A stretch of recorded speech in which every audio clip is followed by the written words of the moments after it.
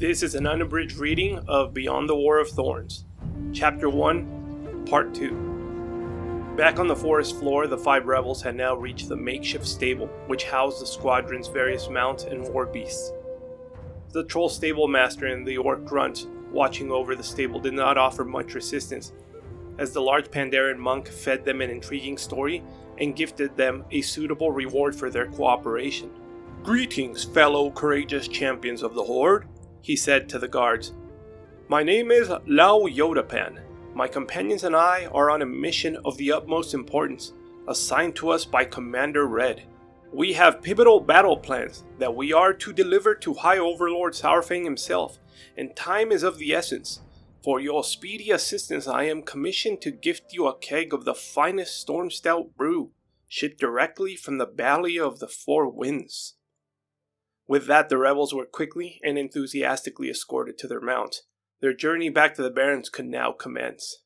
"I be admiring the way you stood up to the commander, Kondo," said the troll shaman, with a nod of approval. "But I fear you will soon find that pacifism ain't always an option in times like these. You might be too young to remember, but the Horde has gone down this road before. When Garrosh was war chief, I too didn't want to fight me brothers. But if we hadn't fought, then the Horde we love would have been lost forever, man."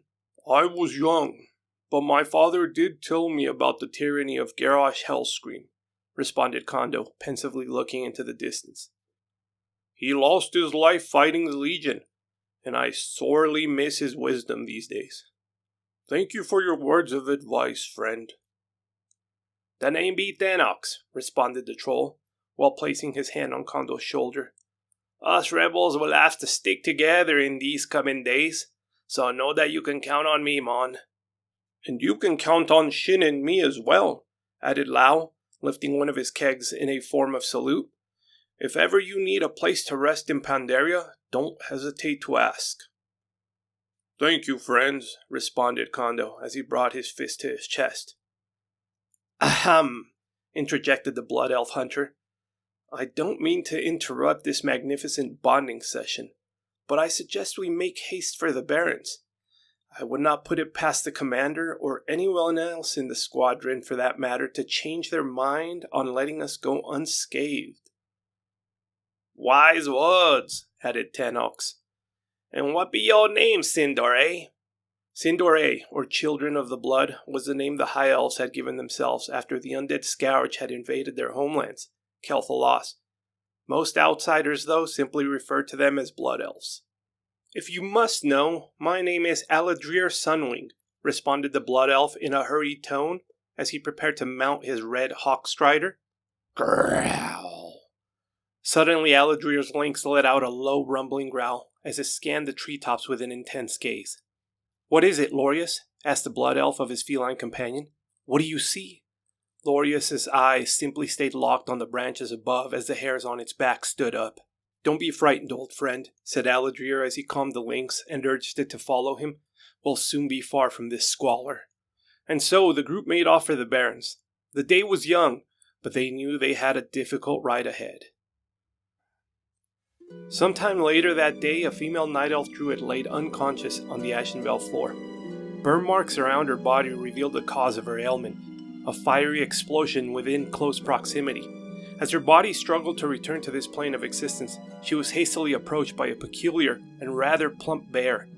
The Bruin had moon-shaped markings throughout its body, was decorated with trinkets and feathers, and its eyes glowed with an orange hue. "Wake up, little cat!" A voice was heard emanating from the bear as it licked the unconscious druid's face vigorously. "You have to live, Draydara. We need you." It continued for several minutes until the fallen night elf suddenly opened her eyes and began coughing up smoke and residue. I'm awake! I'm awake!" exclaimed the druid as she wiped a significant amount of bear slobber from her face. Her name was Draydara Wildhunt, but Little Cat is what she was most commonly called, especially by her close friends. What happened?" asked Draydara as she stood up, grimacing from the burns and injuries scattered throughout her body. "We lost Estronar," said the bear as it hung its head, and a tear slipped from one of its eyes, rolling down the bear's furry cheek and falling to the ground below. "I thought we had lost you too. continued the bear, before a green and orange mist engulfed its body, then disappeared and revealed another female night elf druid. "The Horde will pay for this, little Midrian," said Draydara as she gritted her teeth, and then a gust of memory swept through her mind. That orc.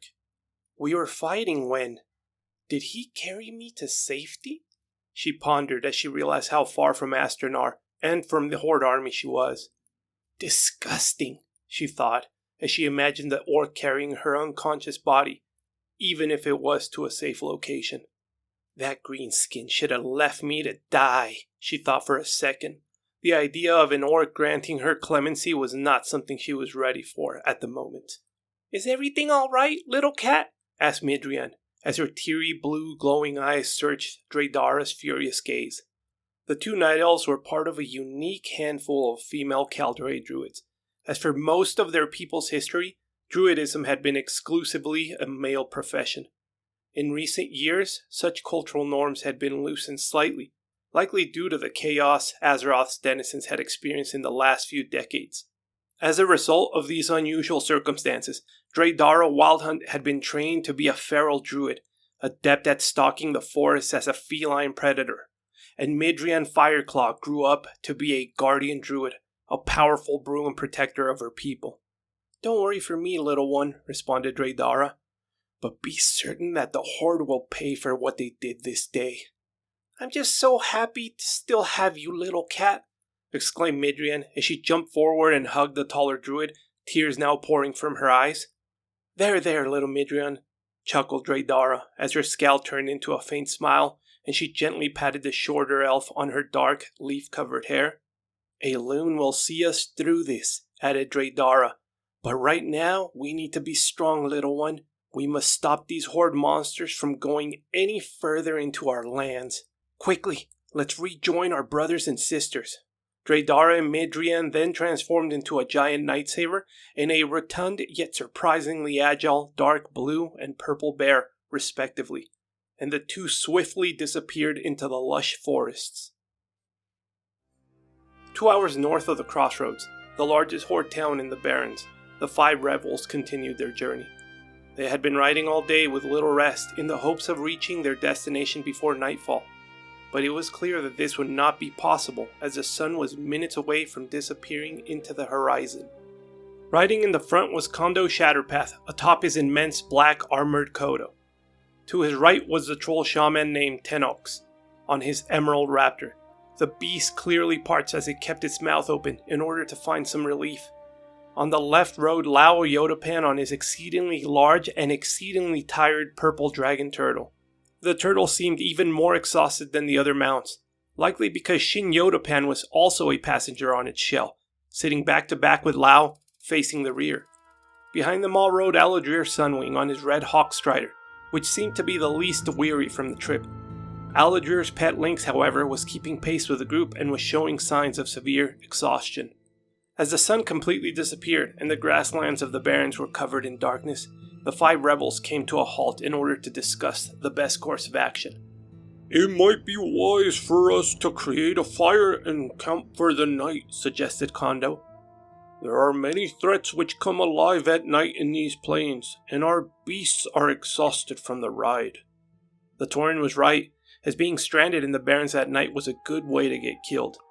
Half of the animals in these grasslands would be more than happy to make a meal out of any unfortunate traveler, while the other half could just as easily kill one by stepping on them. "No, it'd be best if we kept going," said Tenox, as he used one of his totems to materialize a small pool of water, which provided a much-needed drink to their parched animals. "The spirits be restless tonight, as if they be warning me of bad juju coming this way." "I agree with our troll companion," interjected Aladrir, as he petted his lynx, while the large cat vigorously drank from the small pool. "Lorius has been restless the entire trip, as if... Wait, can you feel that?" The hunter was suddenly interrupted as the earth beneath the group began to tremble ferociously. "It's a stampede!" shouted Kondo, as the trembling intensified, and a large cloud of dust could be seen rising from the east. "There," he added, "to the tree!" The group followed the Tauren's lead as they frantically rode to a huge baobab tree. Just as the five managed to hide behind the tree's sturdy trunk, a wave of gigantic thunder lizards began to rush past them. Two of the colossal beasts crashed into the tree, nearly toppling the majestic plant. The sound was almost overwhelming as a storm of rocks and dust covered the group of rebels. Then, as quickly as they had started, the stampede was over. "Is everyone all right?" exclaimed Kondo, lifting his head up and attempting to peer through the cloud of dust that still surrounded them. "Lorius and I are as well as can be," answered Aladrir as he dusted off his spalders. "Me too, Mon," added Tenox, while clearing dust from his eyes. "Shin and I survived," said Lao as the two Pandaren climbed down from the baobab tree. "What is that smell?" interjected Shin as he pinched his nose. "Is that lizard already rotten?" asked the Pandaren as he pointed to one of the dead thunder lizards that had shattered its body against the giant tree. "No," responded Aladrir. "The beast just now perished. That foul smell is coming from something else. Something that's been dead for far longer." "Maybe an old Kodo found its final resting place nearby," pondered Kondo. "Maybe," answered the Sindore as he warily scanned the surrounding area. "Either way, we best be going," stated Tenox as he dusted off his raptor, the beast screeching anxiously. "I'm not liking any of this, Mon."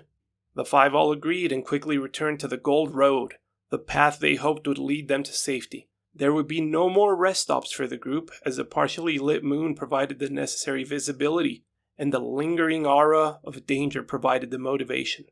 Later that night, a pair of Tauren approached the inn located at the center of the crossroads. All was quiet in the dimly lit town, and a heavy mist was setting in, as the two led a pack Kodo carrying several barrels, bags, and boxes. "Well met," greeted the innkeeper, another Tauren carrying a broom and a lit candlestick. "You're in luck. We only have a handful of beds available. It has been a rather busy night." "Thank you, friend," answered the large elderly Tauren. "But my granddaughter and I would prefer to sleep outside with our Kodo and our supplies.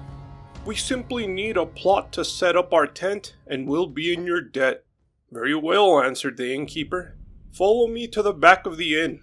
When the innkeeper was done attending to the two Tauren travelers, he returned to his post at the entrance of the inn, just as the five rebels arrived exhausted from their long ride. "Greetings," said the innkeeper in a welcoming tone. "I see there are 5 of you, and I just so happen to have 5 beds left." "That is good news," responded Kondo as he climbed down from his Kodo. "We would also appreciate some water for us, and for our beasts," he added. "We have had a long trip." "The water trough is to the side of the inn," stated the innkeeper. "I filled it up this afternoon.